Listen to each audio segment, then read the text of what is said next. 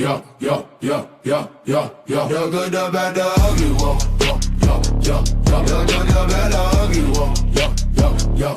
The good, the bad, the ugly, whoa, yeah, yeah. Yo, black man, Bobby, let it flow, whoa, yeah, yeah. Turn it up, turn it loud, let it go, whoa, yeah, yeah.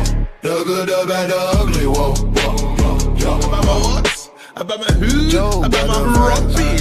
Get out right here, man. Too much good, take you higher, higher. Yes, people. Yes, people. Yes, people. It's time. Go. Yo. Sorry, yeah. It is time. It is time. It's about a little bit of a late time. We do apologize for that, people. But you know what? Let's just blame me for that one today. We're going to blame Joe for that one. It's not Bots' fault. It's all on Joe today. We're going to run with that. I apologize wholeheartedly. Yeah, it had nothing to do with Bots. But first things first. 1-0. First things first. Yes, on the first Good, Bad and Ugly, 1-0 to Joe. 1-0 to Bots. It's fine. It's fine. Yes, yeah? thank you. 50 minutes late. Listen, if I ever told you the stories about what's going on around here, but anyway. But guys, first things first, let's just say welcome back to Botswana Pappy. He took a little time off and he's back now. He's back now. And can we give a big shout out first of all before I even get into the show? Yeah. Can we just say a big shout out to Pav for hosting his first 1K stream, please? Yeah. Come on. Big up to Pav. Big up to Pav. No, for real. Let's give flowers where flowers need to be given and say shout out to you, Pav. I'm proud of Pav and long may continue. Right? And grateful. Grateful. No, not proud, grateful for him stepping in.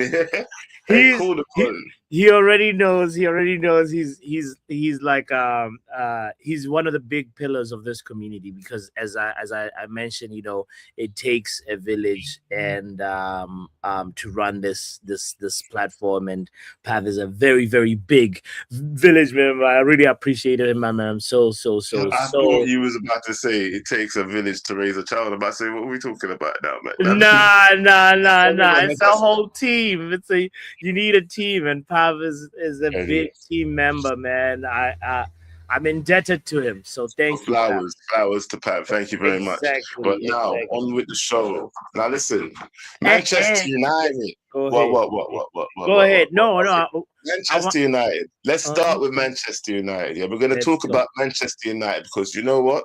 Right now, we're actually, I think, exactly about 53% through the transfer window as it stands right now. And Manchester United, we've brought in five players? We brought in 5 players. Most people don't probably even know that we've actually got 5 players. Yeah, you know, a lot of people only know about 3 or 4, right? And yes. The reason for that is because only 2 of them are starters, right? Yes. Actually, Joe, should we go through them? Should we go through the list of the players as they are listed on the Manchester United website? Do you think? You know what? Let's do that. Let's just bring that up straight away. Yeah, let's go through it. Let's go through it. All right. There we go. Boom. So, this is obviously from the communications department in Manchester United. It was about 11 or 12 hours ago, and they're talking about some movement that's been happening in the club. So, starting with the incomings. Let's talk about the incomings, right? We have Andre Santos, first signing under Carrick, and he's coming from Chelsea. And he's also joined by Carl Darlow, who also came in as a free transfer. We have 2 free transfers when I say also. Carl Darlow is the first free transfer who was acquired from Leeds United. And then there is another young goalkeeper, by the way, called Kit Margetson. And he is another one that joins the club. And then that's what though. You know, he's a young. Can you tell me what position he plays? Yeah. Can you just tell Doctor what position he plays, please? I just said he's a young goalkeeper. Doctor, I hope you're gonna be excited about this. She's not gonna be happy about that. Another goalkeeper. Okay, we'll get into that one later when Dr. Another Falls in. goalkeeper, from Swansea. And and then after that, we have also we have to mention Aston Villa's former Aston Villa player Yuri Tillemans, who is now at Manchester United. There is an exciting prospect, by the way, an exciting young player right here, Tynan Thompson, that you may or may have known about him. He's we got him from Spurs, and he's 18 years old. He scored 13 goals and contributed 6 assists last season across under 18s to under 21s, including 7 goals in 7 UEFA Youth League games. So we're talking about an exciting player, exciting potential, but we know next season is not about potential. You have to play the game for real. Look at okay, so taking a look at this right now, we might as well, because you know what? We might as well start with the bad. Yeah. Okay. We're gonna start with the bad. We're gonna start with the bad. Actually, no. This is cool. Okay, the good. I'm gonna start with the good actually. Let me just rewind and come back and start again, yeah. The good for me right now, bro, is the fact that we are moving in silence. Yeah, we have been moving very, I don't know. We've been moving out of the eye line of the media. Yeah, that's what's important right now. That's one thing I am grateful for. But at the same time, when you see this list of people, it makes you worried.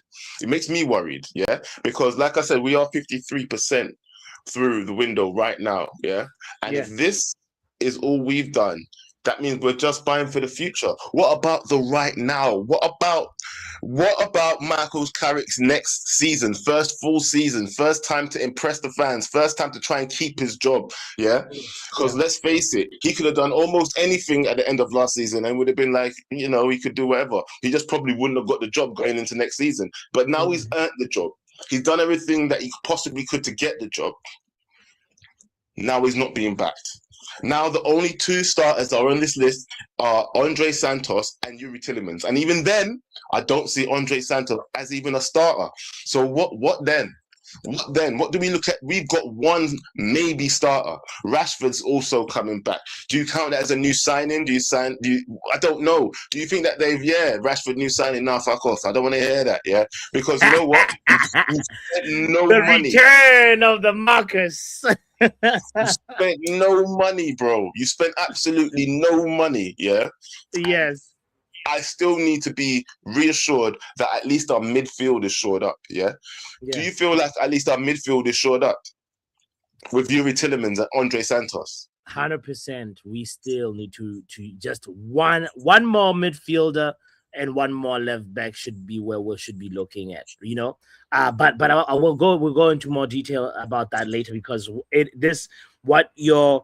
the point that you're expressing also ties into the bad, right? Which is that we don't have numbers for the first team. We have numbers, but it's not numbers for the first team. This is the bad. This is the bad. Right here is the bad. This is the bad, yeah? Right, what we're looking at right now at 53% of the season. 53% of the transfer window already finished, right? Yeah. This is what we have to say as our signings, bro.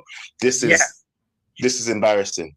Yeah, as it stands right now, what grade? You love to give out A, B, C's. I'm not going to say the next one, right? But you love to give those out, right? So what grade are you giving them right now? Right now, it's a big D, fam. Pause.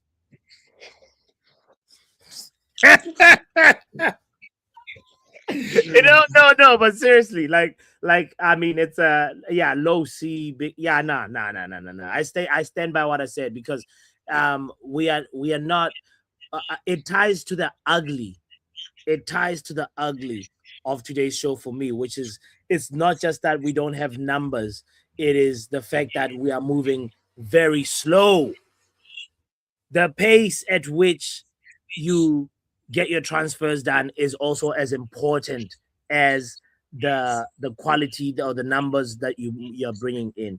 How far away from the first game versus Hull City, August 22nd? That's like about just a little over 4 weeks. right? Wait, no, it's July 27th right now. And August 22nd. Oh my God, it's actually even less than 4 weeks away, bro.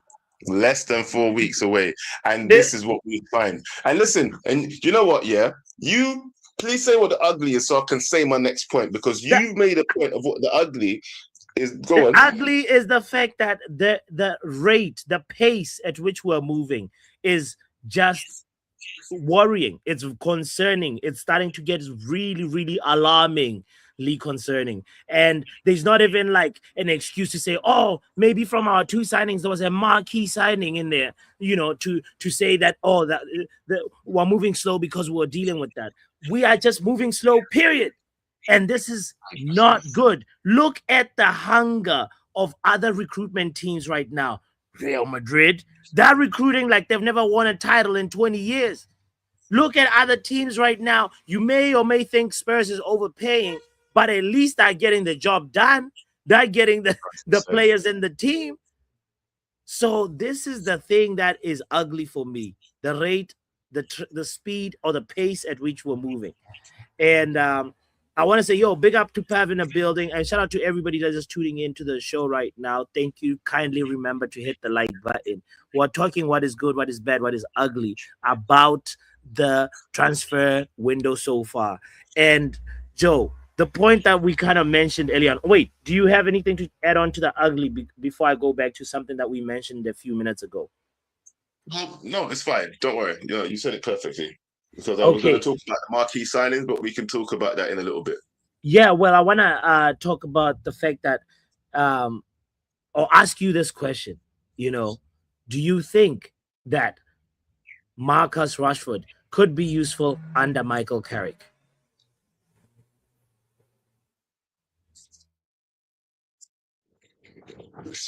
It's all down to Marcus Rashford. All I'm going to say to you is this, boss, yeah? I have a disdain for the man now, yeah, from the season when he left. You know, he wasn't performing. He didn't want to be here. And, you know, that's fair enough. If your heart's not in it, your heart's not in it. You know, he's there arguing with fans. He's there not performing on the pitch. But all I'm going to say is this.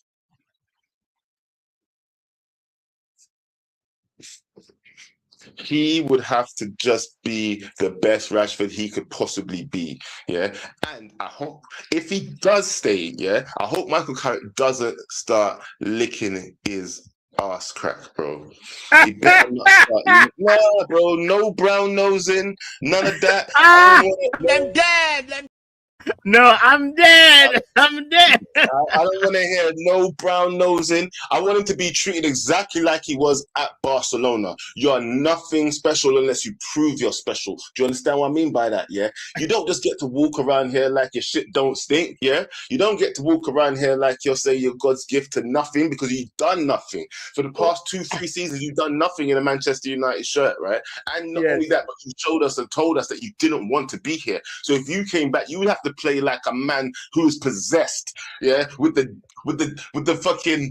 ghost of Pele, bro. That's how you'd have to be playing. Yeah, you have to be playing out of your skin, or at least showing us the effort that you want to be there. Because the guy that we saw at Barcelona was not the same guy that left Manchester United. So don't come around here thinking you're just gonna float back in and walk back in and act like nothing happened.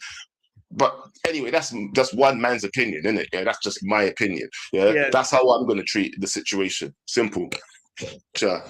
You know, the thing about the reason why I ask this question is that, you know, we have you know, areas that we need to fix, areas that we need to invest in. But then the thing is, we also have this Rashford problem / opportunity, and you know, if Rashford was the same as the Barcelona Rashford last season, if he has the same output that he did just last season, is it really that terrible to have him back in the squad for a season or two? Is this the question? I'm not saying I'm for it or I'm against it. Can you just tell me what his stats were last season, please? Because I don't know.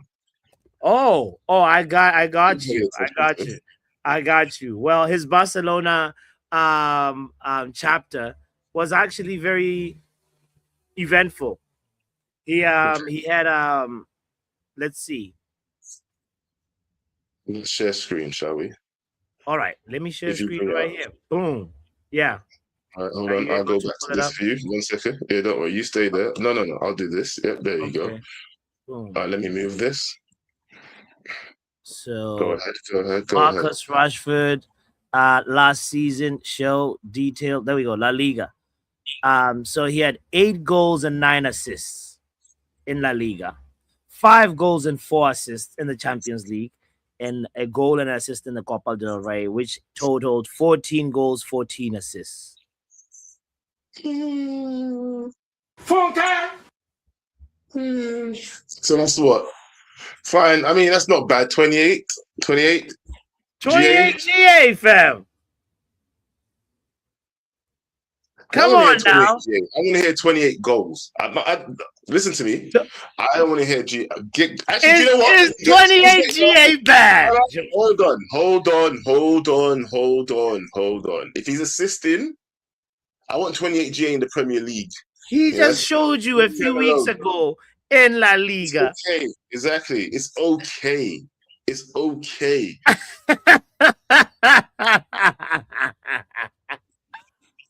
Shout out to Luen saying she's here for it. You know what I mean?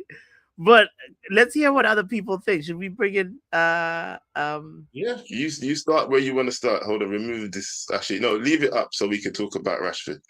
Actually, no, leave it. Bring it away in case anybody wants to talk about Rashford. Leave it there. We'll come back to that. Yeah, we'll have it in the background. But bring back our star boy. Yes or no? Dr. NHS, welcome to the building. Hi, how are you? What is on? Have you got a fan on? Oh yeah, right sorry. Let me turn it off. Don't worry. Okay, thank So I'm all right. I'm great. How are you, Joe? Not too bad, man. Not too bad. You should be asking Bots how he is, man. I mean, hello, Doc. How are you? I'm okay. Sorry, there's like an ambulance passing outside my place. That's why I had to mute myself. But I'm doing the best that I can. I'm grieving. Yeah. Well, I know. I saw the Instagram stories, but yes, for people that may or may not know, my dog, his name was Stamps, aka Bruno. He's appeared on the streams quite a lot. He's been a member of this community member. So Bruno has passed away this weekend, and yeah, that's why I had to step away a little bit, just to take some time. You know, that's all. That's where we at. So R.I.P. Bruno. R.I.P. Stamps. R.I.P. to Bruno. But I'm gonna say this. I don't know why I do very shit at the sad frou stuff. So I don't know why I'm here. I feel very awkward. So good. No, how's the Manchester United transfer window going? Yeah, how's the window going for you? How do you view it so far? So if but I know you don't read the WhatsApp messages. If you did, you would know exactly how I felt. And I'm about to go on a rant because it has nothing to do with Santos and them, man. A piece of paper. Okay. It has to do with all them damn goalkeepers we're getting. Like, what the fuck? What the actual goddamn fuck? Sorry for my language. We knew this was coming, Doctor. Don't worry. Go on. Stop. We knew this was coming, so just on the website. I'm going according to what is on the website. We have 6 goalkeepers on the Manchester United senior team goalkeepers website. Yeah, that includes Carl Darlow. Don't know why. First of all, do you know what? Before we even start on Carl, shout out to him. His hair is too. Don't bleach your hair again. Don't do it again. It's too bleach blonde.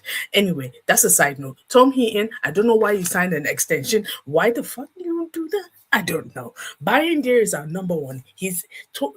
Don't ask me a question. Let me finish my rant because I'm on here. I've been holding this shit for a while, and I know I haven't shared it with this community. And as I'm ranting, I need all of you to like, comment, and subscribe.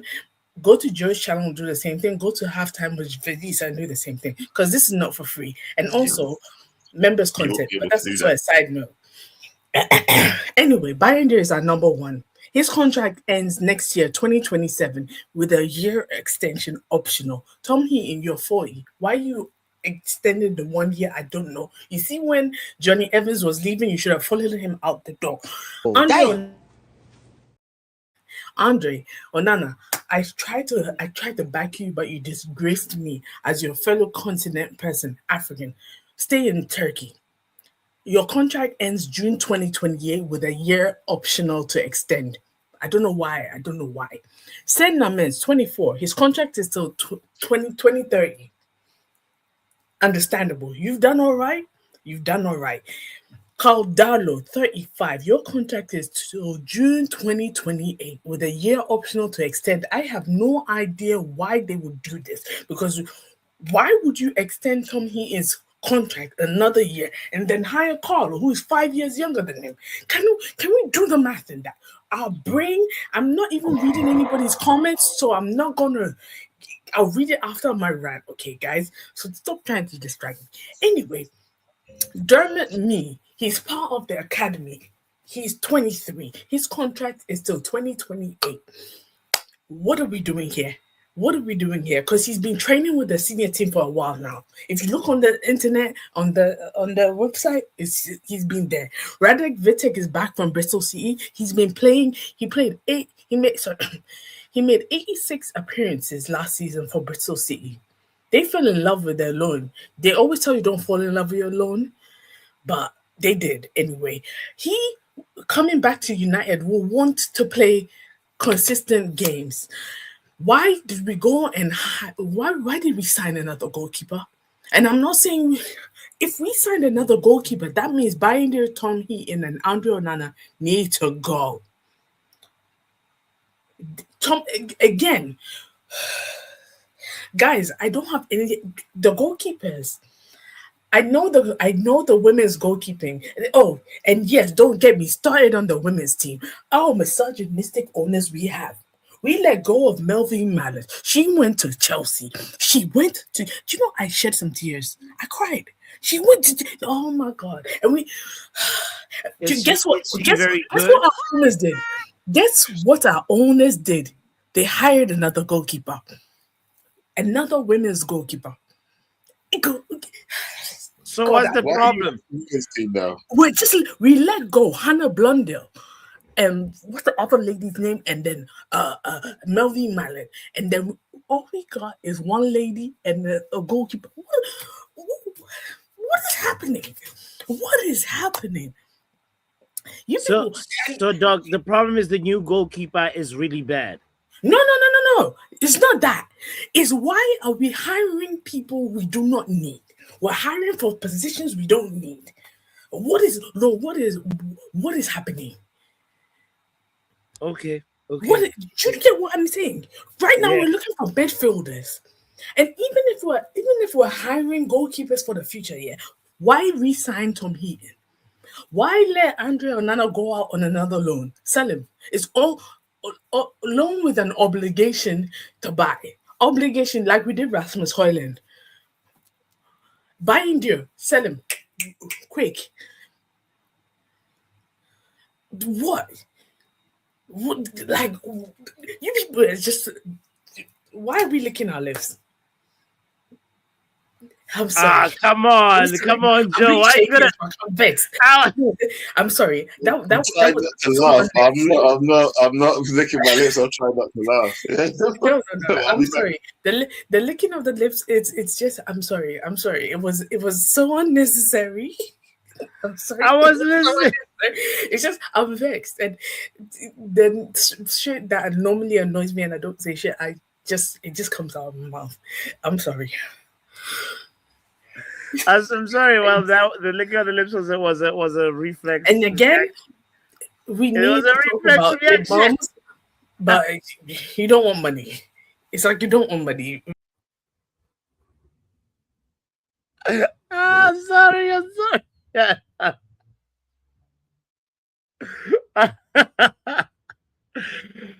Wait, did we finish? No, we did. Last question. I didn't ask you. No, we didn't finish. Honestly. Okay, but like, yeah, all right, let's wrap up. The last question was, what is your take on That was my bad and my ugly. That Okay. was my bad and my ugly. Because Okay. I don't understand the business. My thing is, I don't understand the business mind of of the way Ineos have been. Yes. Yeah, I haven't spoken really about the women's team because I know these people are misogynistic as hell and they don't even like us like that. So, But we need to hear more. I would love to hear more about the women's team and what they're going through. Mark Cena is still there. I don't know why he's still there, but it's another topic for another day because I came in mainly to talk about the women's. Okay. So I need my brain to be. And the women's AFCON started yesterday, which is also another topic for another day. Because there's been a whole hula behind that shit, and damn. Okay. again, another story for another day. What the last story for the day is Rashford. Where are you? Bring Starboy back or no? I'm kind of with Joe. It all depends on him.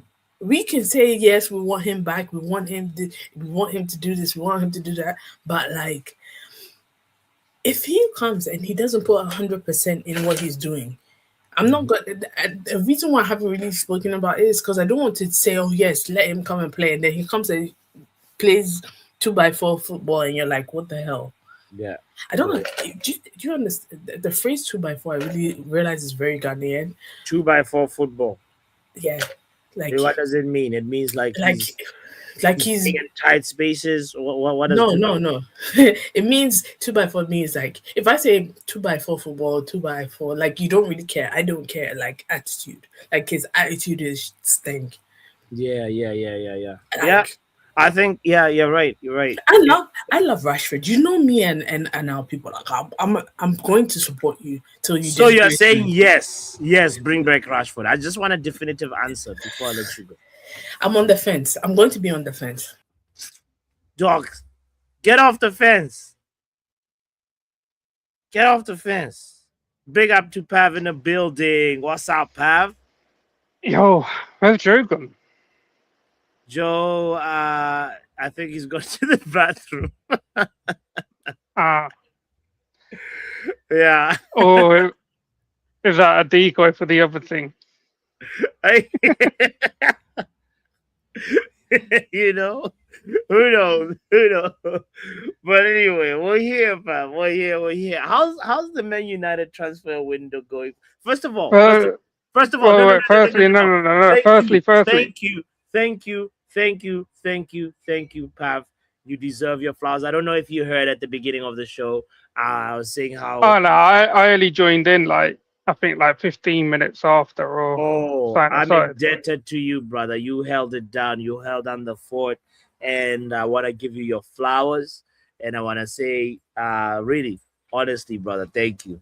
Even though Joe did tell me what happened, but it weren't really my place to tell anyone. I just told people he got kidnapped, bro.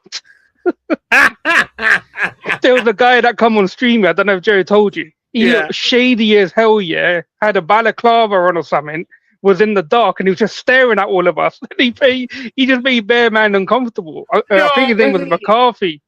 And we were like, oh shit, are you like Box's kidnapper? Man wouldn't talk. He was just bare shady, bro. Damn. And then Joe popped. I think I saw Antonio just leave the stream, and then Joe popped in and just removed him. Wow. Not a single word come out of his mouth, just staring at us, bro.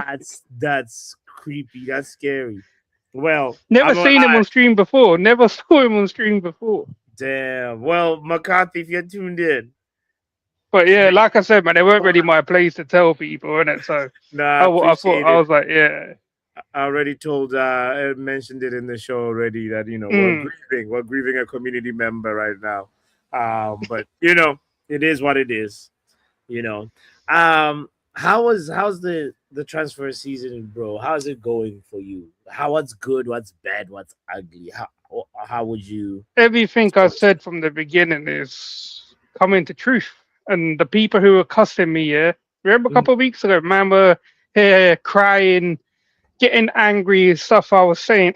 Doc, Yeah. Not a single apology's come through from these people, other than Obs. Obs popped on stream Yeah. and he said, "Oh yeah, you were right." He was apologizing, but nah, yes, certain people telling me like I'm not in the boardroom. I don't know what they're doing behind the scenes, all this and that, and yeah, behind the scenes, these man are buying bare goalkeepers like with Chelsea, bro. Like what? What do we have a goalkeeper like like shortage? I don't even know how to even categorize this. Like why? All of a sudden, I don't know, like, and we're not even sending them anywhere. Like, buying deal, what's he still doing here? And Vitek, like, I just saw Trafford getting, I think he's going to Leeds for £40 million, yeah. But I want 25 mil for Vitek, plus buyback clause and a sell-on clause. One of the best keepers in the Championship, yeah. Cool. Minimum 25 mil with that buyback, sell-on, everything. Yeah. It's a little mad the way we're moving. But okay. But I'm glad that you all opened your eyes though. Like you've been cussing out saying it's not good enough. Do you know who I've really feel sorry for? Well, it's Carrick. You know why it feels like I'm becoming more concerned is because like it's less than 4 weeks. August 22nd is the first game. Hull versus Hull City. So we've got a really good run here. As at the first 10 to 15 games or something. Yeah. Right. Yeah. You would think you would want to cement like your Champions League charge early.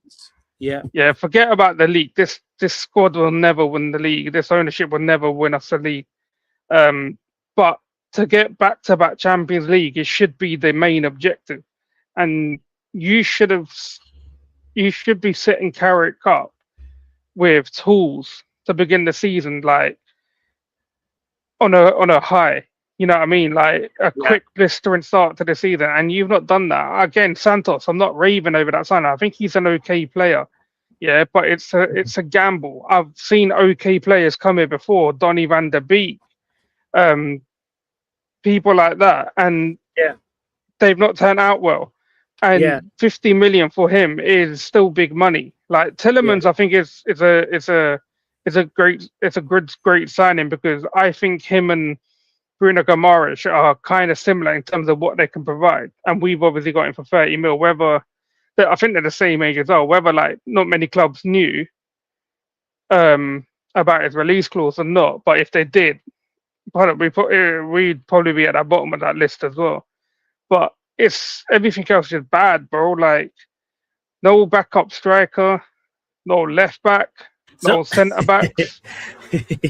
I know. It's a little bit concerning. But while we were mentioning Santos, like there was this comment from somebody called Real Andro Santos. He was there on the weekend, bro. I remember.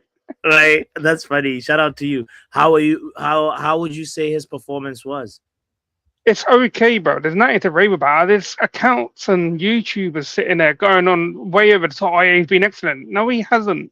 He's been okay, and that's probably like a 5 out of 10 if you were to give him a rating. Like it's nothing amazing, because they already played 45 minutes each, them lot, in those halves, and I think on the last game they played an extra 10, so it might have been that, but it wasn't nothing amazing. Like then. He's just okay for what it is. We were getting run over by Wrexham, run over by Rosenborg. It was only like I think 10 minutes into the first half, 10 minutes to go, and then they came out second half and it was crap again. So it's nothing amazing. Like I think Carrick, the Premier League clubs, especially the promoted teams, we've seen, and it's a fact. Promoted teams don't just bend over, you know what I mean? They come out fighting, especially their first game. They want to make an impression to their fans. And I've seen teams like Brentford absolutely slap up Arsenal when they're being promoted. I've seen so many promoted teams just slap up anyone in their first few games. So you need to be careful. But I don't know, bro. I think we're going into the new season really light, and I've not even got I'm not even bothered, because I knew this was coming. Like I could see this a mile away, bro. Like they they're not going to spend money. This whole stadium thing, like someone might come and say, "Nah, you're wrong. It's nothing to do with the stadium," but I think it is. I think they're just going to sit here and not spend any money for the foreseeable future. It's going to be cheap signings, bro, all the way, bro. Well, I don't want to cast a dark light like that, Pav, and say it's all just gonna be like that, bro. Like I know, it's like this. I'm concerned, and for me, as I said to Joe earlier on, that's the ugly of how our transfer window is going so far. You know, the pace at which we're going, and there's two different approaches. Like a club, Spurs comes into a market like saying, "Oh my God, we're ready to overpay. We're ready to go. You know, and get them by any means." But right, and that's an approach. That's a strategy. But like ours is feels a little bit more calm, measured, and a little bit more quiet, and a little bit more I don't know. There's a little bit maybe too much thought, but they're thinking before executing, and they're starting to run out of time. That's the moment where we are. It's Monday right now. If we get to Friday and it's still the same thing, it might be time to start crashing out. You know, I saw a quote from Andy Mitten saying that apparently the club don't have finances like all the other clubs at this stage, but yet Swedish Rumble at the start of the window, like they did all their due diligence and went through, you know, a lot of stuff. They don't just lie for the sake of it, like, you know what I mean? They said that the club can spend up to 500 million, right? And wages wouldn't be a problem. As soon as this whole stadium thing got announced, it's gone a different way, right? Yeah. And what's it called? Andy Mitten said today, it was a quote. What is it he said? Like he said something about the finances obviously not being the same as anyone else. Yeah. And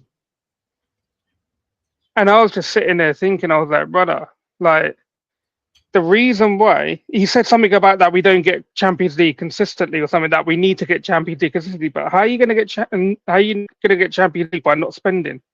Because every time we get into the Champions League, that same window, we don't spend anything, and then we're out of the Champions League, and it's going to happen again this season.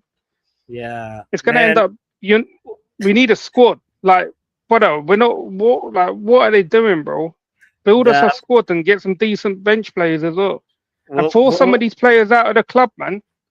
We'll see how it goes. We'll check in, but I think like let's observe how this week goes. But I want to say big up, Pav, as always. No, are you for the Atleti game? Say that again. Are you here for the Atleti game? I think it's on Saturday. Oh yeah. I will be there. I can't remember what time it is. Someone in the chat might put in the time, but I'm sure it's Saturday. Oh yeah, we should be there for that. Yeah, Man United versus Atletico Madrid, 9 a.m. on Saturday, bright and early. I should be there. Cool, man. I may not be, energetic, but we'll be there. Big up, guys. Don't forget to hit the like button if you're just tuning in. This is the good, the bad, the ugly with Joe Blackman and Botswana Papi. Joe is still in the loo.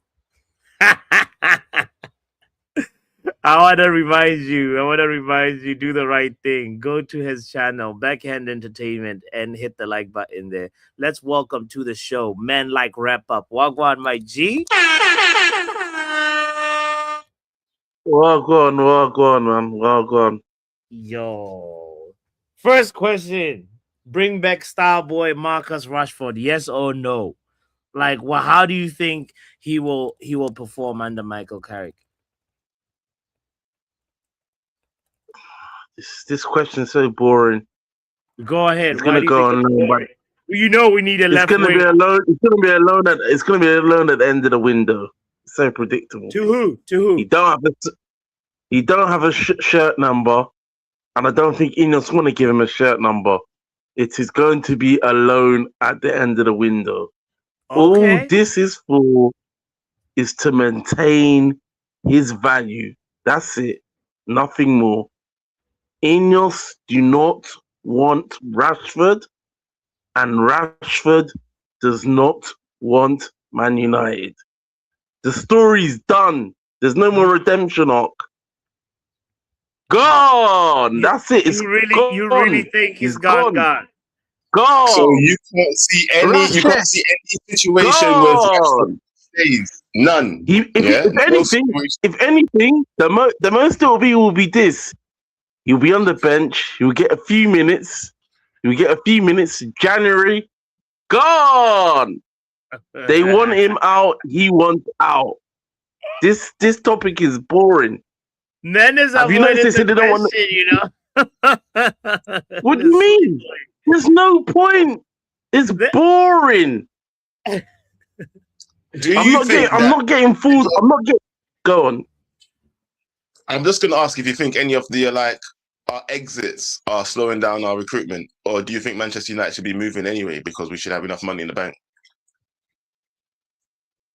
They should be moving anyway, but if they are, but they should be moving anyway. I've already come to the conclusion. I've already said it. It's shrewd signings FC. I've said this for a while. I've been real. All this marquee talk, forget about it. Like it's a we're not getting no marquee signings. Yeah, we're not getting no marquee signings. Listen, I'll be real with this as well. Yeah, as much as I'm not happy with the speed, who's really made any signings? Who's really made any moves in this window? Spurs. Oh, Spurs, the team that was 17th. That's overpaying for everybody. Who else? It's moves. You asked moves, right? It's moves. Getting Tonali, that's a coup. That's probably that's yeah, I'm not denying anything, but what they're doing is what we did when we was with Ed Woodward. We'd overpay for everything, and then this same fan base would cry when we can't get rid of them because of high wages. So listen, I'm not saying they're shit players. Don't get me wrong. I wanted Fernandes, but again, in the midfield, it is a buyer's market because there's more midfielders than just in the Prem. So that's why I'm not worried about that. Tonali, good player. Fernandes, good player. But there's I keep saying it, plenty of options. And also don't forget, they got Robertson now. Robertson? Yeah. What? Pension Robertson now? Bro, all Spurs have done is get two. I'm not going to say Robertson. Are you rating him now? What, the one from Liverpool? I didn't say I rate him. They got him the for one free, that's on his last legs. They got him for free. Do me a favor. Do me a favor. What Spurs have done is buy two good players, and the rest are freebies apart from Van Eyck. Oh yeah, and get fleeced by Brighton for Van Eyck. He's played decent for about 5 months. Listen. This is my thing. I've stuck to it, and I'm going to wait at the end of the window and assess it. I'm not going to rattle myself and say, "Oh, this and that." Okay. That's it, man. We know where we are. It's shrewd signings, or if it was Tchouaméni, they'll claim we're going to spend the money, which maybe they do, but we're not getting him. And fuck Samuel Luckhurst as well for lying, because we're not getting.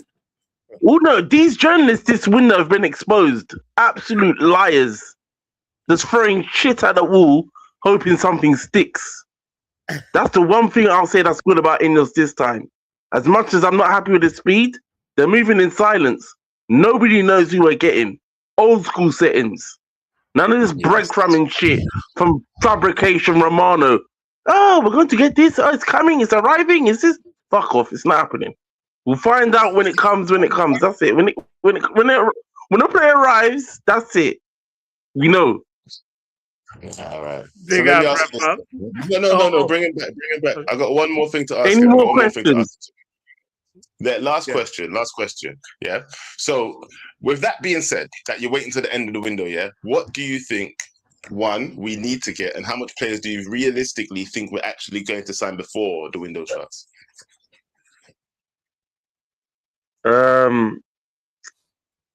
We still need first, and then what are we going to get? Okay, we need at least 4 more players, but I think we're going to get 3 more. So I think we get 6 signings. Whether we like them or not is another issue, but I think we get 6 signings overall. I can be real with that. All right, fair enough. Big up yourself. Thank you. You know what? Yeah, because I was gonna say, do you think they're going to be significant signings? But like you said, whether we're going to like them or not is another question. So I thought I'd just leave it there. So it's very true, man. I don't actually know. Yeah, the only significant, like marquee, as you would put it, player we were looking at Tonali. Yeah, we didn't get him, right? We were talks of Anderson. We didn't really think that was realistic. Yeah. And then obviously the Tchouaméni stuff starts coming up, starts repeating itself. But when it comes to it, I don't think we're going to end up getting anybody of that ilk, that level, that marquee signing, as it were. I feel like we're going to get a couple more of these signings that we might be surprised about, like a Tielemans, But whereas names go, maybe Tielemans might be even the biggest name we get, and we might get a co-name next or something like that. Do you know what I mean? Like, but that sounds depressing. If Tielemans is the biggest name we get, oh no. Anyway, let's welcome to the show Nick Patel and hear how Nick feels about this transfer window so far. Big up, Nick. Oh man, I feel great. My team's on top. My team's on top, man. Your next target, your team is targeting Sander Berg next. How do you feel about that? No. Let's not mess around now, boys. Come on. We're going for Vinny. We're going to bring Bruno Jean. We're going to have half the Brazilian team playing for us. You guys can keep Cunha if you want. I know Riri likes him, so we don't want to disturb that. I mean, for us, we spent 6 years trying to build this team to what it is now, so it's a long process. But we got to spend more money when we're on top. Otherwise, we're going to get caught up pretty quickly, man. It's no joke. Because Man City, look how much they're spending, man. I don't think they're finished. I think there'll be a few more surprises coming out of them. And then, obviously, with John Stones going, they'll probably buy someone else now, just to cover up that gap that they have. Even though he's only a bit part player, but he's still got experience, right? So yeah, that's my feeling, man. But we got injuries, man. Injuries from overplaying. So Saliba's gone. 4 months. Big gap to fill. Do you really think it's realistic for you guys that are going to attract someone like Vinny? Do you think you're going to get him? You know, I'm a very optimistic person. So I dream of a day like someone of that stature could come to our club. Yeah, I think financially we can do it for one player. We can't do it for multiple players, right? Like Man City did it for Haaland. I don't think many clubs can afford 2 players on like 500,000 a week plus, right? I think we could do it for Vinny as long as we stay. The other thing is, I don't know if Vinny wants to come to Arsenal, because if you're at Real Madrid, any step you take is a step down. Yeah. Anywhere you look, right? Because Real Madrid's the top. Like, you're not going to get higher than that. Man United might say, wait, in our heyday, we were the best. I don't disagree with you guys. But right now, Real Madrid are clear of everyone else. PSG, maybe. But then again, for 9 months of the year, you're playing in the middle of nowhere, and no one really cares about you until you play Champions League. So Real Madrid is the place. I mean, a lot of South American people love going Real Madrid. That's their prime spot, Real Madrid or Barcelona. So I think it's up to Vinny how he thinks about it, because the only other place that can pay his salary and probably pay more than Real Madrid and Arsenal, you're gonna have to learn Arabic, my guy, real quick. So that's up to you if you want to go out there. But then you're going to be no one's going to watch you. You're not going to be known. The merch sales don't hit. Your image rights are great, but yeah. You know what I mean? It's not the same hit. It's like you're watching all your friends play Champions League, right? And then you're in, Abu Dhabi or wherever, having a shisha and stuff, and it's all fun, but then, it don't hit the same. And he's prime. He's 26. He's not like he's 29, 30, towards the end of his career-ish, but yeah, I'd like to think we could do it. I don't think Arsenal are very meticulous now in terms of how they approach players. They wouldn't go after Vinny if they didn't think there was a signal from his camp that he would sign. But who knows? I wouldn't be surprised if he's like, I just signed a new deal with Real Madrid for the next 5 years. I wouldn't be hurt. I expect that to happen. A part of me hopes that it doesn't. So who knows? I mean, it'd 7 be out of good 10, to see he's Vinny good. in the Premier League. It'd be very good to see Vinny in the Premier League. And I mean, at Arsenal would be very scary because a lot of people say all you need right now is a left wing. Do you know what I mean? Martinelli is just not it. So if you can get someone of his ilk, of his experience, I mean, just like Brush said here, you know, you've done it before. Yeah. You know what I mean? But also, like SLD says, Vinny has one more UCL Champions League. SLD needs to shut up, man. Shut up, SLD. Yeah, that's true, but that's why It's true. So. But I'll say this though: if he comes to Arsenal and he gets us the Champions League, he will be in contention for a Ballon d'Or because he would have been the main man to win a Champions League with Arsenal. Oh, he's dreaming. I'm just saying, if he does, we might fulfill his dream. He's not getting a Ballon d'Or with Bellingham, Mbappe, all those boys there. It's like, you know, when you get a stacked NBA team, when you have a super stacked NBA team, the top player on that team never gets an MVP. He never gets MVP. It's rare that they get an MVP. You have to be Jordan-esque. So I'm saying, Vinny, you come to Arsenal, you get us a champion. Shut up. I'm surprised he lasted that long. I'm surprised. Jailhouse time, bro. Jail time. You have been losing your mind, yeah? I know what, yeah? It's the most Arsenal thing to do, though. To be like, Vinny's gonna walk in here and get us the Champions League. So I heard people saying that if England had won the World Cup, that man like Rice needed to get the Ballon d'Or and shit, bro. Like, get the fuck out of here. What is wrong with these Arsenal fans? Arsenal fans are capped, I'm telling you. Oh, the Delulu is strong at the Emirates. Get the fuck out of here with that shit. But you know what, though? Big up Nick Patel. They would have to win everything. They would have to win everything. They would have to win the Premier League, Champions League, FA Cup as well, I think. Yeah. For him to get Ballon d'Or, because I think they will literally have to. Yeah, they'd have to win the treble. I think you'd have to win the treble. That's the only way he could get Ballon d'Or. Yeah, because it just doesn't happen for English players. Well, I should say Premier League players. But, all right, should we welcome to the show the one and only, not Stratford below par, not Stratford standard, but we're talking about Stratford elite. You're telling me, man? Come on. I can hear myself when I talk. That was actually really cool, though. Stratford elite. I like that. Yeah, it was a good intro. Thanks for that, man. Well done, bro. Can you fix the echo? Is it me? Yeah. Yes. Oh, clearly echo. it's you. Let me fix it.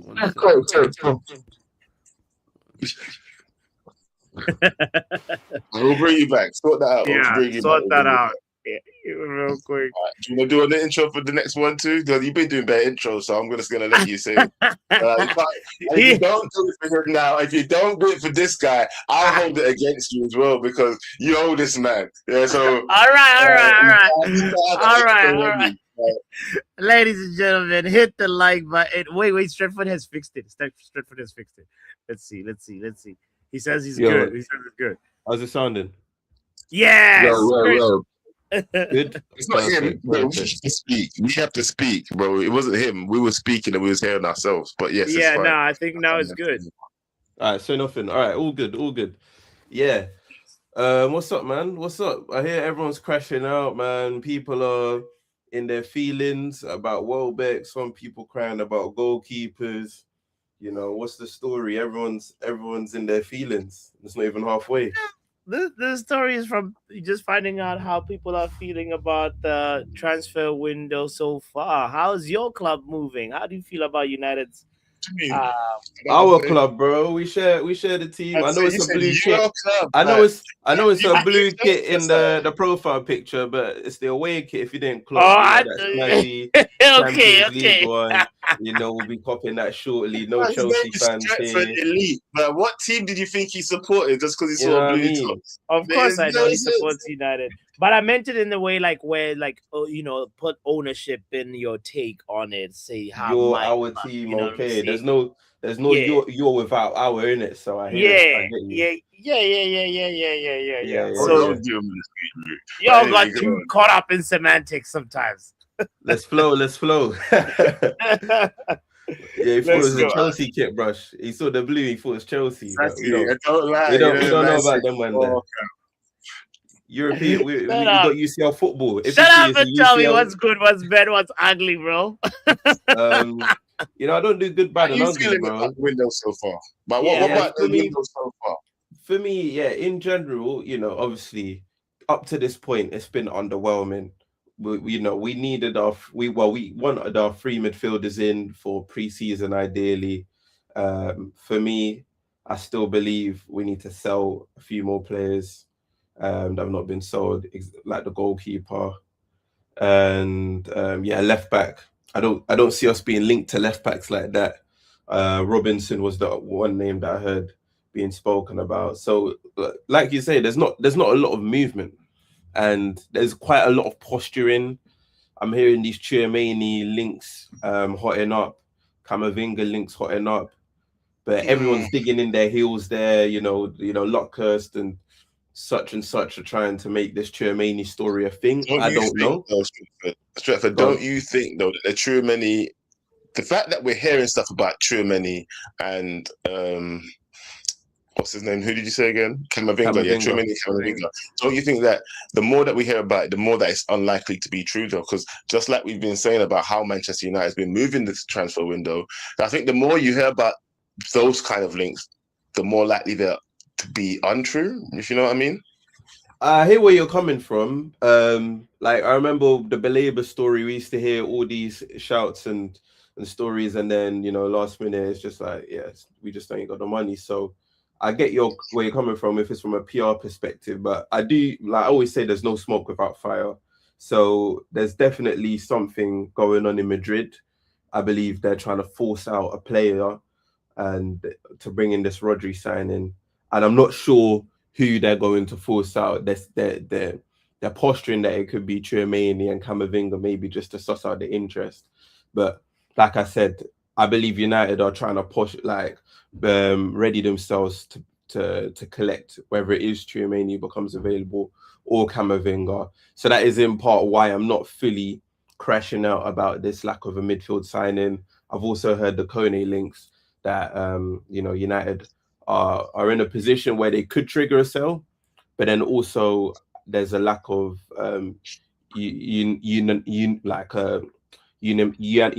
decision when it comes to United's hierarchy and him. So I'm hearing the right things when it comes to Ineos. Obviously, the only issue is the lack of action, but I'm willing to play the patient role because I do believe we do get whether it's a Kone or a Camavinga or a Baleba, but I do believe we get one of those 3. And if we do, then I'm happy with it. By when is the question, but I believe it will happen in good time. Do you feel so? Those 3 names that you just mentioned, right? Yeah, Kone, Camavinga, and Tchouaméni, right? Do they all slap the same when you hear it on paper, though? Do you get what I'm saying? Yeah. Does the like of a Kone still sound as good as the like of Tchouaméni or a Camavinga? Do you see them all on the same kind of level, or the same kind of potential? For me, yeah. I mean, obviously Tchouaméni would be the ideal option, but I think he's the most unrealistic of all of them. Camavinga, a lot of people are unhappy with his like injury proneness and think he's dropped off, but I still see the talent I saw when he was at Rennes.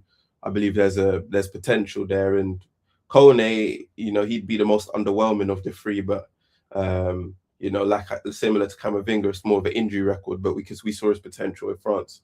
So because you've got Andre Santos, we've got Kobe, we've got Tielemans, who I'm hoping we can rely on.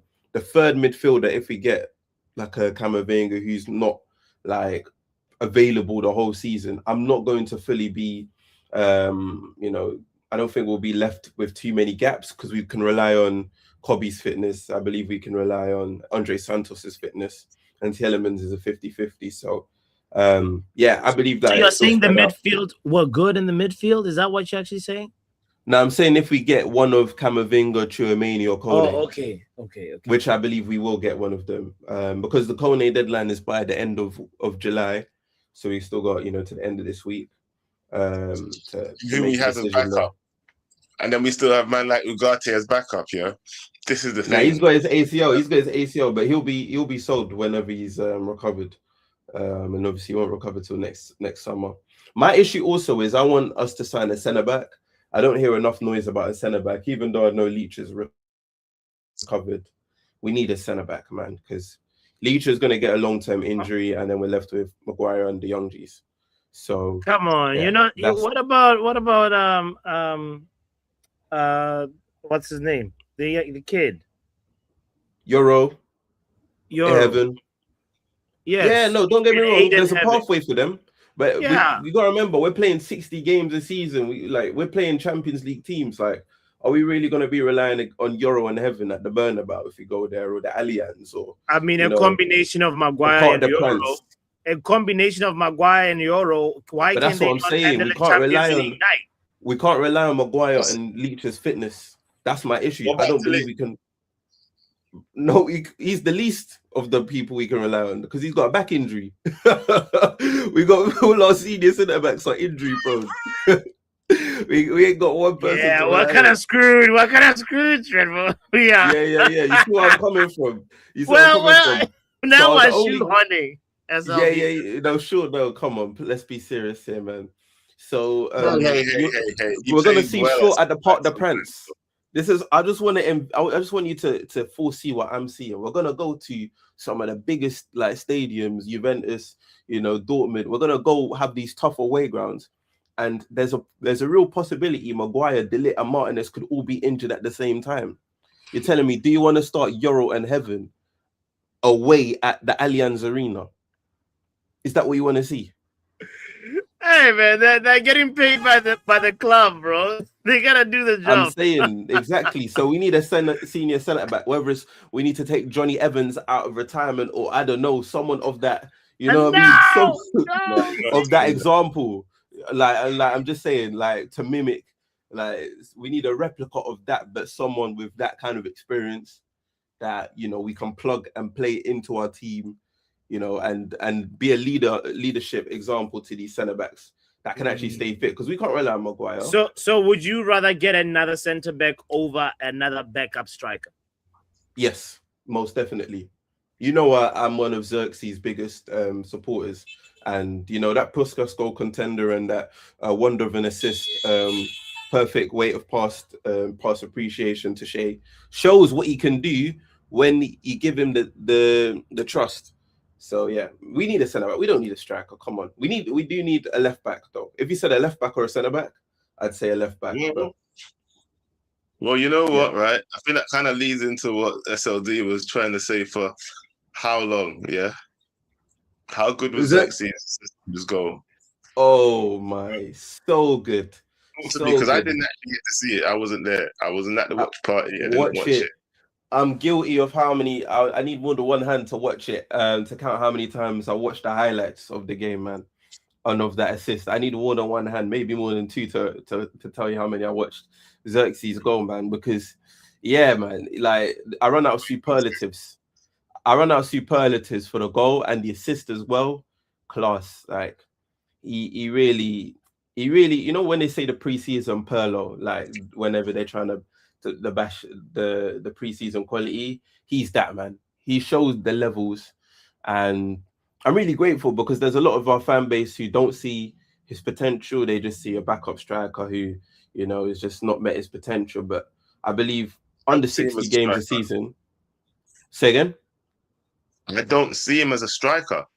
I mean, he even doesn't call himself a striker. 9.5, all that. He's self-proclaimed 9.5. Yeah, no, I hear it, but you got to remember there's different versions of strikers. Yeah, there's different versions of strikers. Behind Sesko, though. Behind Sesko.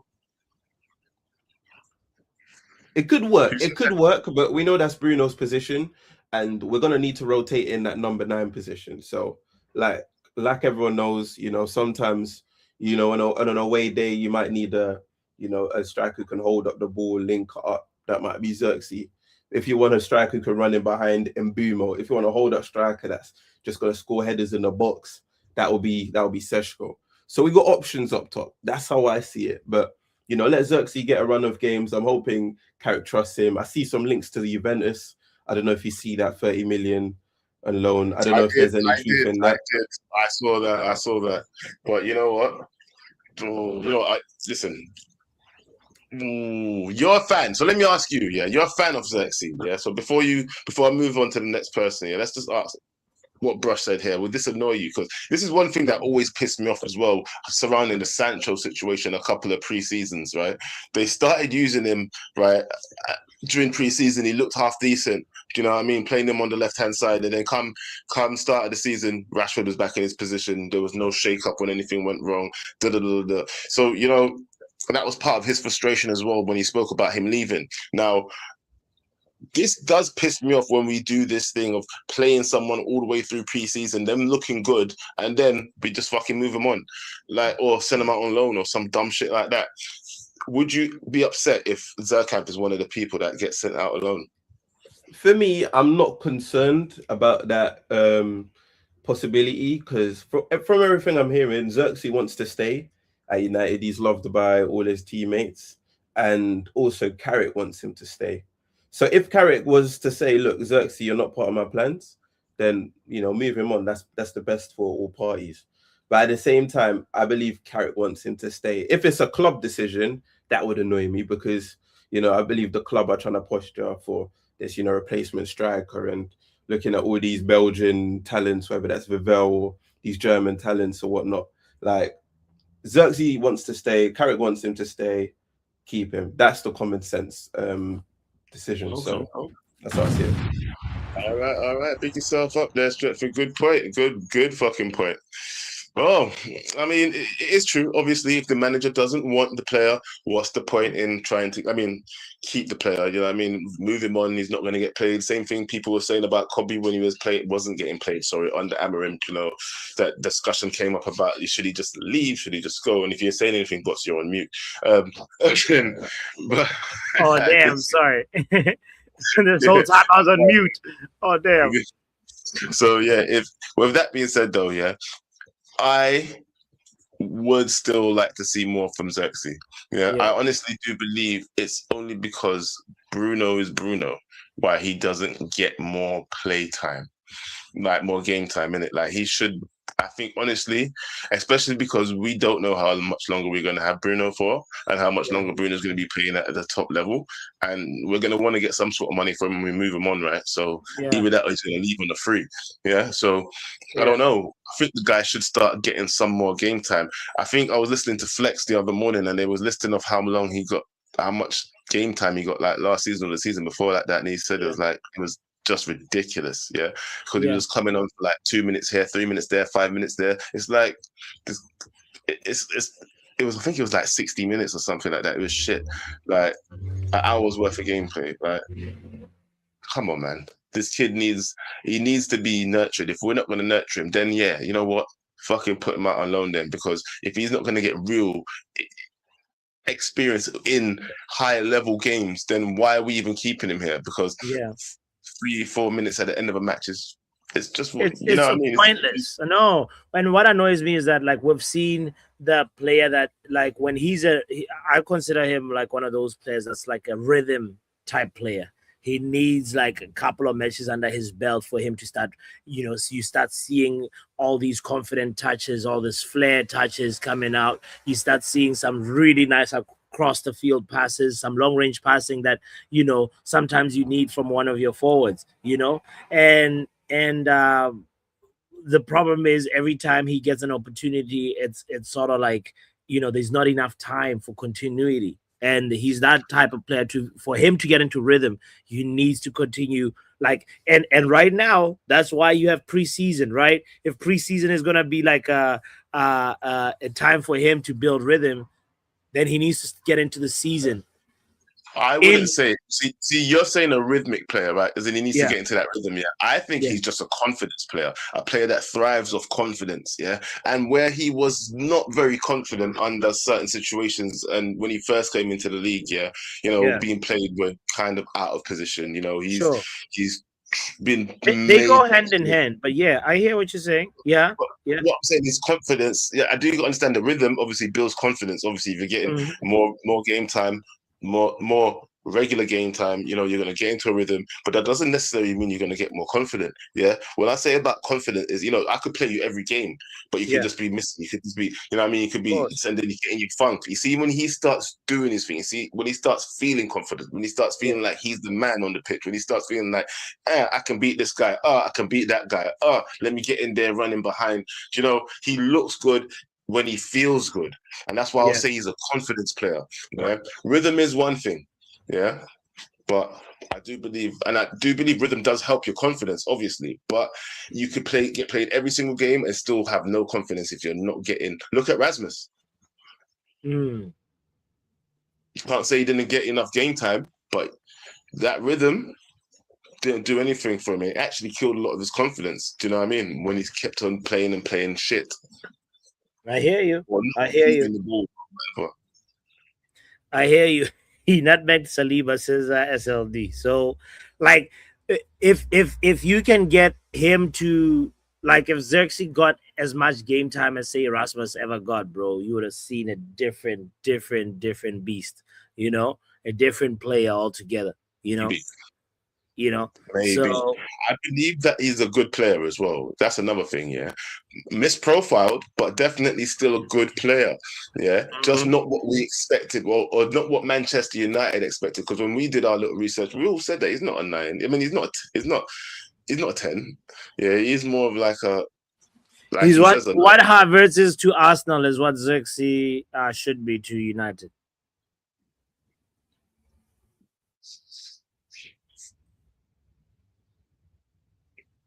Didn't they basically make him a striker? Well, like, you know, he has, like, when Havertz is playing, it's a lot more on a false 9 kind of setting, and then, you know, it's like he comes in and he's clutch, you know, and it's not necessarily like, you know, like, I think that main focal man is it's clear, it's Gyökeres, right? But Havertz comes in and has a very important impact every time, and and I feel like that's sort of, I'm not saying Xerxes should be exactly the same, but like he should be playing a similar type of role. If we use Xerxes like Klopp did Firmino, he'd slap, but we don't play that type of football. Big comment here from Brush. Shout out to you, Brush. Hold on. Sorry. In the studio. Yeah, I have to say, you better go on. Is the one and only Antonio. Are you just like, nah, that was weak. That was weak. No, he caught me off guard. He just put you on. I saw how you said it. No, you got to do better. Nah, it's not going to have the same impact now. No, you know, people, Antonio's been looking after this guy as well, you know. When he needed a microphone, when he was out there trying to chat to bare gal in the club, yeah? Who was there for you? Who got you the microphone? Antonio.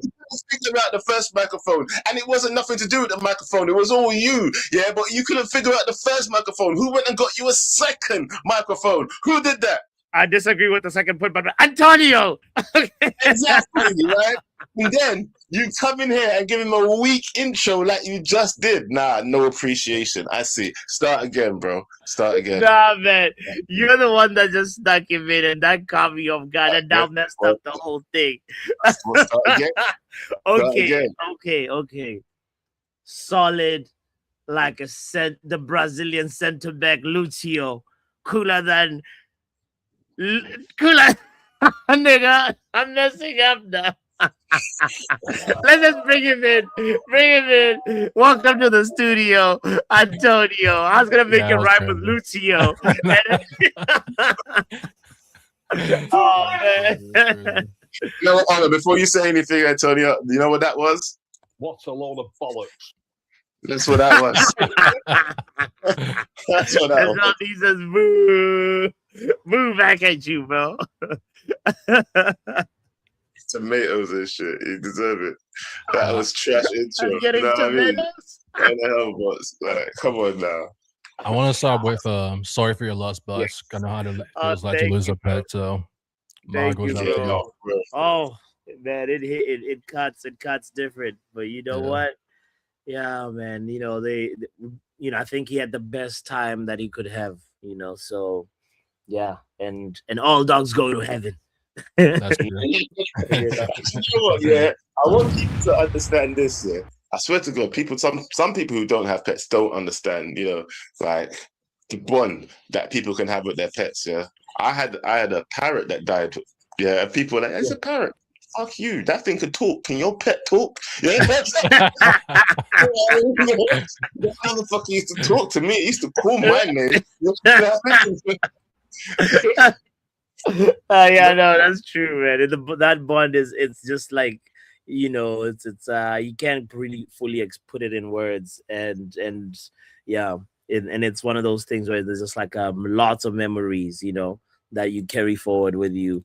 And I think the main thing that I learned from him was just like appreciating every single day and trying to really, really, maximize on every single day to the max. And that's the message, I think. Say something else. Nah, Joe, I know exactly what you were thinking, and let's stay we're having a real conversation right now about processing grief, and your mind goes nah. Let's come back to Manchester United. I'll tell you, bro. Let's go.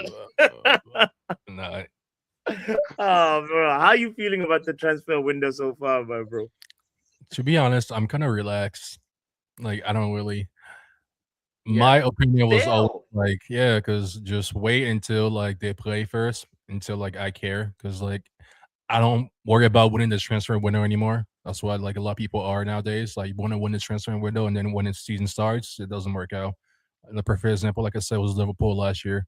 We thought they won the league before they even played a game, and like look what happened. Yeah, look, I'm not going to lie to you. I don't want to interrupt you too much here, but I don't think people are really concerned. But I'm not concerned about winning the transfer window. It's just that, look, like, when does it kick off? August 22nd. August 22nd is when we kick off our versus actual Hull season. City, our first game. So that means like 27th. About this Antonio, getting in. How many people screamed about, we need preseason? What's the name? Didn't get preseason. This manager didn't get preseason. And then the fact of the matter is, when the actual players, if we do manage to get any more decent signings in, they're not going to have the preseason, are they? Yeah, but I never thought anyone's gonna have a good preseason because of the World Cup, anyways. So it was never gonna be like the perfect summer for us to like get people in, have a preseason, and then start. Because most of our first team is not even here, so it won't matter. Like, I think they'll get one more signing in before the season starts, and then like they'll probably add on after that. But like, I don't think we're getting Tchouaméni. I'm gonna be 100% honest with you guys. I hope I'm wrong, but I've been doing like, I'm gonna make a video, right? I started a YouTube channel. My first one would be about like the financial side. What? Say that again. Say it louder for the people in the back to hear. Hold on. Say it again. So I'm starting a YouTube channel. It's gonna be called like Tonio Talks United, right? That's what PTU stands for. And my first video will be about the like financial side of it.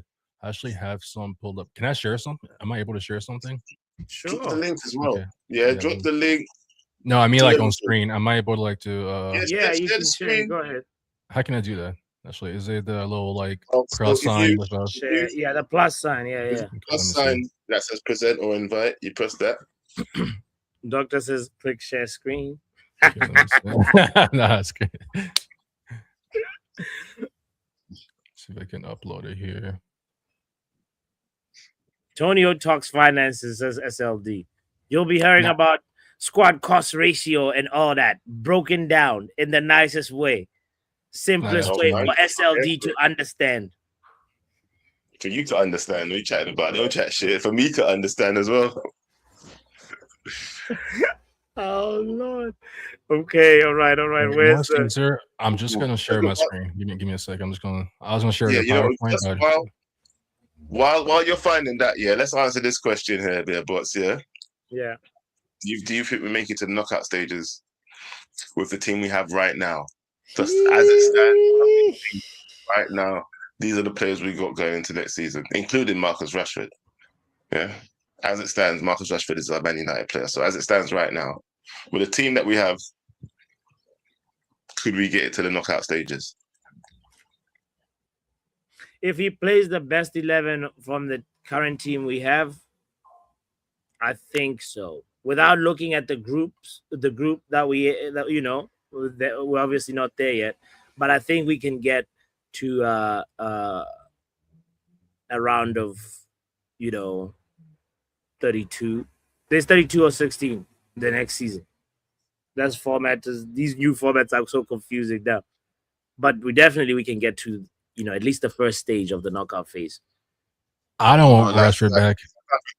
I really don't. You guys remember, like, did anybody forget what Andy Mitten says? Do we trust Andy Mitten first? I mean, he's a source. I mean, he's a better source than we are. He's so tier 2, right? Tier 2. For United, he's like X tier. He's probably like the best tier, like for United. Let's be honest here. Yeah, exactly. So yeah, go on okay. then. So, but like, remember when he said on TalkSport, like, it was a video where he said like Rashford had an issue with every manager. They told me in secret, but like I just never shared it. That was around the time Rashford was leaving. So I feel like people are forgetting how like he left and they just want him back because it's a good story. I don't know if it'll go well. I don't have any issue with the guy. I just think he costs a lot, and I don't know if he'll come back and just be like a rosy like ending, because we're all thinking from like the good side where it can all go well, but we're not thinking how it can all go badly. No, like personally, I don't, but I don't want him back. You know what I mean? I don't hate the guy. Like, I don't have any personal issues with him. I have a problem with him. I'm sorry, yeah. I can't see how Manchester United... I mean, I get it.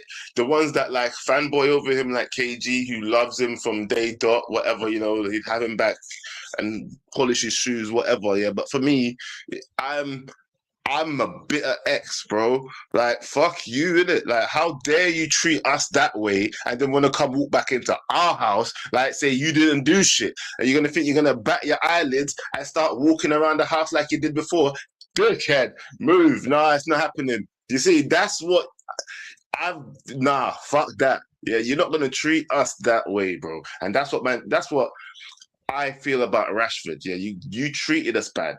Yeah, it's not like it's the level of effort, You see, if the man was putting in effort and it wasn't coming off, different story. Yeah, different story. Like, he tried his best. I love that he was out there giving his 100%. When I see him walking back, when I see him, and he's young, prime, yeah, and then he's not doing nothing up front, but then has the audacity to be walking back. If you're not able to do something up front, at least you come back and you sort something out. You get me? That I agree with you, but like, I don't know. I don't think people don't have that conversation to just see it as a good thing that could happen. He is our best winger, though. Let's not lie to ourselves. If he's back, he's probably one of the best players. I just don't know if it will like work out, because like, yeah, I don't know. I just have a bad feeling about it, but I'm not gonna sit here and be like, I hate the guy, because I don't. That makes sense. If you had to pick between Dorgu and Rashford on the left wing, who are you picking? Of course, it's Rashford, but like, there's a lot of stuff that factor into that, though.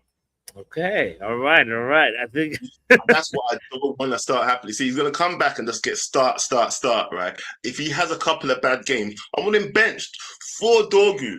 Do you get what I'm saying? I want Dorgu to have just a fairer chance as him. If he comes back for me, I want him and Dorgu to this is the levels difference between him and Dorgu, yeah? As in starting potential. That's all I'm saying. Him, Dorgu, yeah? And then you fuck up twice.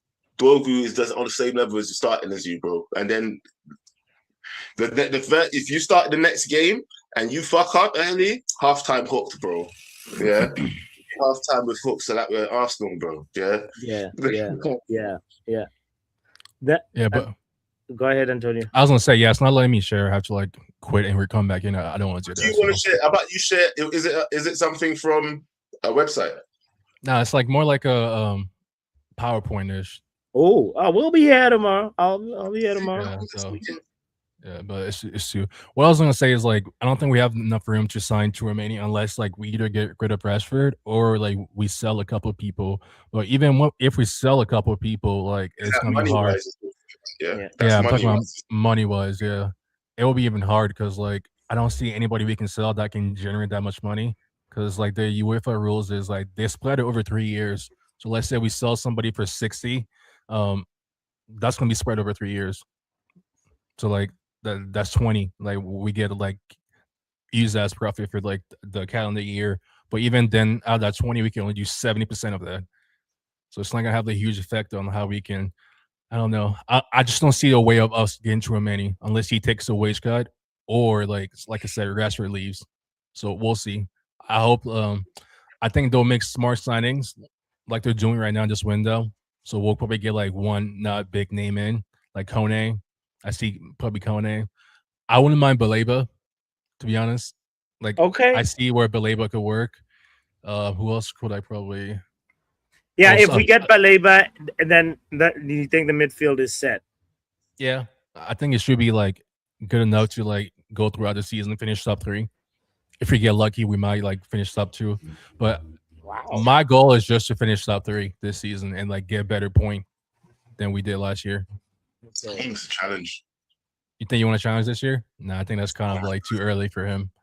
Want a challenge? I'm not saying it that it's what's going to happen. If we finish top 3, I'll still say good job, yeah. But I want to at least be in and around it at some point. At some point, we should see second. That's all I'm saying, yeah. If not first, yeah. I want us to talk about it. Yeah, I wouldn't mind the Fulham. Is it Fulham? He's at the Sander Berge dude from Norway. Oh, okay. He's good too. He's good. Yeah, he's good. I wouldn't mind him either. I know his name isn't like big and sexy and everything, but like he's a good player.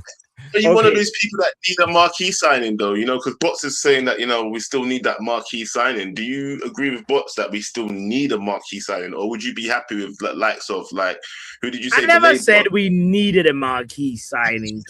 We still not got that marquee signing like you're hoping for it. Are you not hoping for it then? Don't lie to yourself. Of course, I'm hoping for a little like surprise. Yeah, we know that.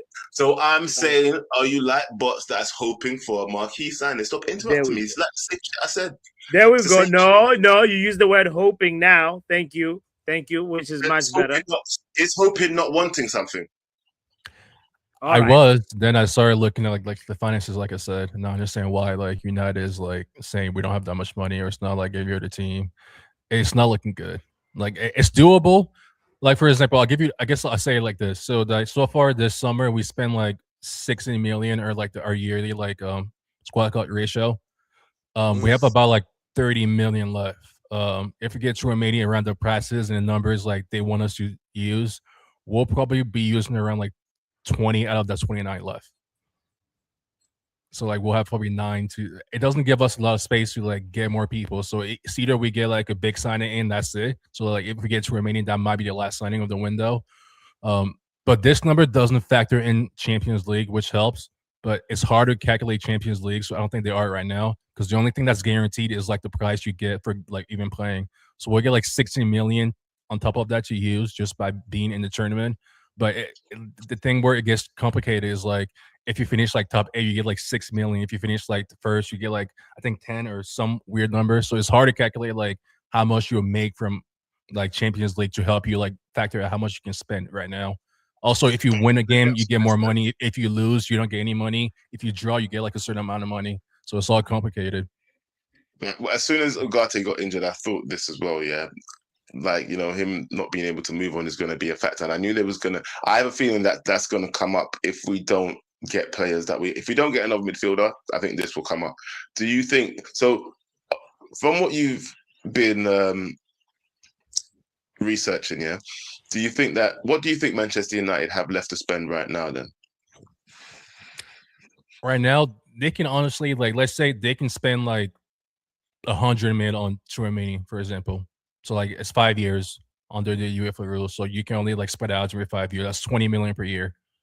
So like already like 20 out of like not because like right now it's July. So let's say we sign him in August. For the remaining of the year, we got to count from August to December. So he shouldn't cost us that much this year. It's going forward that it will matter, because like let's say like the full year, his cost is like 40 per year. But since it's halfway through the year already, we're only factoring 20 million of that. Like for an example, also Casemiro left like in June, right? Yeah. That amount we were paying him from January to June, so it factors into this year's accounting. So even though we got rid of him, we still had to like put that accounting into the first like years, like first months we had him. I mean, the same thing with Xerxes as well, wasn't it? Like the couple of years we had him, we were still paying for him. We're still paying for him now, I do believe as well, isn't it? Xerxes. Yeah. Xerxes, and I think also Hoyland, or is Hoyland? I think we paid. Now Hoyland is over. Yeah. I think Xerxes' book value is like 22 million. That's just how much like we have left on his like contract. So if we need to sell him, it has to be above 22, or we won't make any money. It's a loss. So like, will somebody pay that amount? Rather keeping him, that's why, or he'll go out on loan, Yeah, He'll go out on loan though. I got a feeling that what Brush said earlier might come to fruition, and that's why I'm a little bit scared. I do not want to, it's not that I'm scared. I'm just tired of seeing it, should I say? Train all these players up through the preseason. They start looking good. We start getting excited about the possibilities about what we could see during the season, and then picked off, left, right, and center. A lot of the young prospects go out on loan, and we're left with, That's what I'm saying though. We could like not worry about the Marquise signing and get like 3 or 4 more players in if we calculate correctly. Like I said, we got 4 players in for 50 million, that we're gonna pay for Tielemans. Who else we get in? Santos, the goalkeeper, the 2. I think we sound like a kid. All those like is for 15 million for the rest of the year. It's 30 for the whole full year, but since it's like I said, we signed him for halfway through the year. It's only 15, so we could get like I said, 3 or 4 more players in if we like do smart deals like we're doing right now. So I think that's why they're acting this way. So I can't even like be mad at them. It sounds like I'm like a Aeneas and Grazer like. Yeah, you're like we are Smart Deal FC. I just understand like based on the numbers I'm seeing why they're acting this way. But it doesn't excuse them. Like, I need more players in, though. We can't just be like, oh, we don't have any money. Because I know we do have money if you spend it wisely. I'm sorry, well. I'm sorry as well, Tony. One thing I want us to do? Get more inventive. It's a fact of the matter as well, that what was that article, that publication that Pab was talking about earlier, that he, what was that? The people that told us about our finances. Pav mentioned the publication earlier. I can't remember the name of it right now, but he said that they wouldn't publish anything, without checking their facts first. And he was saying that we've got a lot of money to spend. Now, obviously, that contradicts some of the stuff. Swedish Rumble. There we go. Thank you very much, Josh. Thank you. Yes, Swedish Rumble. Now, they're a trusted source when it comes to finances. Do you know what I mean? Yeah. So, what is it right now? I get that we might not be able to spend what the entirety of what we've earned, yeah. But surely Chelsea finds loopholes. Fucking Arsenal, obviously, they've not spent it much in a long time, yeah. But Man City, they're always buying. Chelsea always buying. Like, why can't we spend? Find a way. I don't care what the loophole is. Find a way. Man City's got 116, 15, 16 charges now because they bought him too, yeah? So why is it? And they're still buying players. So why can't we just find a way, bro? Do you understand what I'm saying to you? Get inventive, find a way, sign somebody of significance. You know what? Spend a little bit of big cash. Because it doesn't really matter to fucking us, bro. It's their fucking problem, to be honest, at the end of the day, innit? Yeah? Yeah. Find a way. We need. No, support the man. No, and the real fact though, yeah, if the Zerbi gets more backing than Carrick, bro, what does that look like? He definitely will, because they're not at 70% like we are. They're at 85, because the Premier League ratio and the UEFA is different. So if you're like in Champions League, like in the competition like Europa, it's stricter. So like right now they're spending that much money because they're getting ahead of it. Because in case they make like Champions League next year, they'd rather spend this year than like next year, because they're at 85%. That's what they need to reach to. Instead of like the 70 we have to adjust to. So they'll get more players in. Chelsea too. But Chelsea might just be out of money. I don't know. I don't know why they're not getting more people in. Yeah. Listen, we need to. They got. Didn't they get what's his name? Didn't they get Danny Welbeck? Didn't they get Danny Welbeck? Yeah, but Chelsea. Chelsea, I swear they bought Danny Welbeck, bro. Are you for real? Just look up right now. Even KG did a video earlier. Like, what is this? Nah. Chelsea exploring Danny Welbeck move by the Athletic. It was published today. Yeah, I told you. That's what Chelsea are moving to right now, bro. Oh my god! Oh my god! Danny Welbeck and Henderson from Liverpool. Chelsea open talks to sign Jordan Henderson and Welbeck. 35-year-old Danny Welbeck. Oh my god. We will be there. To Retirement FC, bro. I'll see you guys at Stamford Bridge. I'm out. What? Yo. You're good, the bad, the ugly, whoa. Yo. You're good, the bad, the ugly, whoa. Yo. You're good, the bad, the ugly, whoa. Yo, black man, Bobby, let it flow. Whoa. Turn it up, turn it loud, let it go. The good, the bad, the ugly, whoa. About my what? About my who? About my rugby. Yeah, man. Too much, take you higher.